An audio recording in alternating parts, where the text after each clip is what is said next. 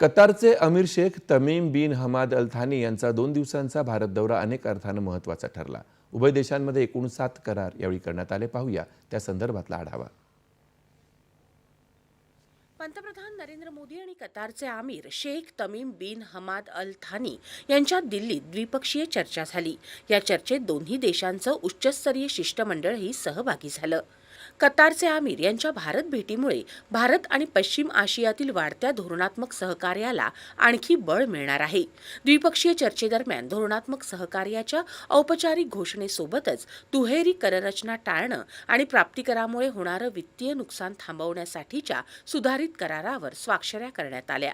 यामुळे व्यवसाय प्रक्रिया सुलभ होईल आणि गुंतवणुकीसाठी नवीन संधी उपलब्ध होतील।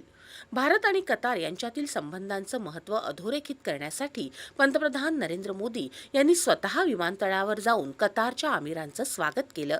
दुसऱ्या दिवशी राष्ट्रपती भवनात त्यांचं औपचारिक स्वागत करण्यात आलं। तिथे त्यांना मानवंदनाही देण्यात आली। खरं तर पंतप्रधान नरेंद्र मोदी यांच्या नेतृत्वाखाली भारत आणि आखाती देशांमधील संबंध आता ऊर्जा आधारित अवलंबित्वाच्या पलीकडे व्यापार, सुरक्षा आणि तांत्रिक सहकार्यापर्यंत गेले आहेत।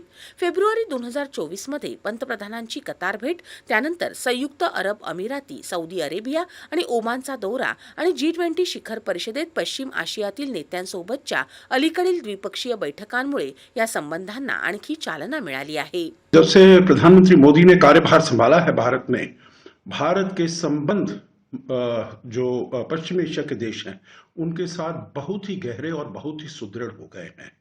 पहले हमारे जो संबंध थे, चाहे वो वहाँ के बड़े देश हों, सऊदी अरेबिया हो, यूनाइटेड अरब एमिरेट्स हो, तो कितने बरस हो जाते थे जो वहां पर हमारी कोई यात्रा नहीं होती थी, कोई मुलाकात नहीं होती थी। भारताच्या ऊर्जा सुरक्षेत आखाती प्रदेशानं महत्त्वाची भूमिका बजावली आहे। कतार हा भारताचा सर्वात मोठा LNG म्हणजेच द्रवरूप नैसर्गिक वायू पुरवठादार आहे। कतारमधून भारतात 45% LNG आयात केला जातो। नुकत्याच झालेल्या पेट्रोनेट कतार ऊर्जा करारामुळे पुढील 20 वर्षांसाठी भारताचा ऊर्जा पुरवठा सुनिश्चित होईल। याशिवाय भारत आणि आखाती देशांदरम्यान नवीकरणीय ऊर्जा क्षेत्रातही सहकार्य वाढणार आहे। आता भारत आणि आखाती देशांमधील संबंध केवळ ऊर्जेपुरते मर्यादित राहिलेले नाहीत। कतार गुंतवणूक प्राधिकरणानं रिलायन्स रिटेल, वायकॉम 18 आणि श्रीराम हाऊसिंग फायनान्समध्ये अब्जावधी डॉलर्सची गुंतवणूक केली आहे।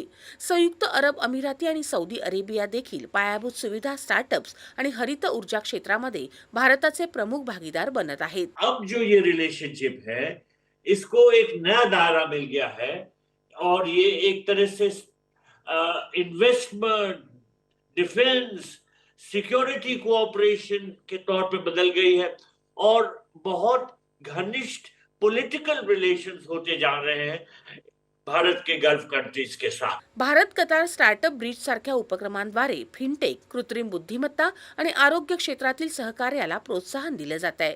कतारमध्ये 8 लाखांहून अधिक भारतीय राहतात आणि आखाती प्रदेशात ही संख्या कोटींच्या घरात आहे। ते केवळ कामगारच नाहीत, तर अभियंते, डॉक्टर, उद्योजक आणि तांत्रिक तज्ज्ञ देखील आहेत, जे या प्रदेशाच्या अर्थव्यवस्थेचा आणि सामाजिक जडणघडणीचा अविभाज्य भाग बनले आहेत। आखाती देशांमध्ये भारतीय संस्कृतीचा खोलवर ठसा उमटलेला दिसतो।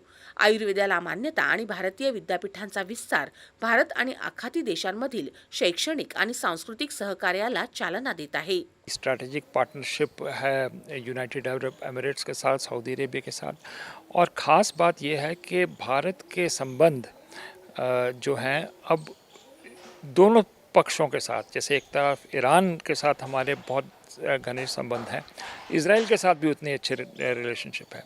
तो मुझे लगता है कि प्रधानमंत्री ने इम्पोर्टेंस समझी है इस रीजन की, कि वो एक बहुत दूर नहीं लेकिन एक तरह से हमारी एक्सटेंडेड नेबरहुड ही है। भारत आणि पश्चिम आशियातील संबंध आता नवे व्यापारी मार्ग आणि जागतिक सहकार्याकडे वाटचाल करत आहेत।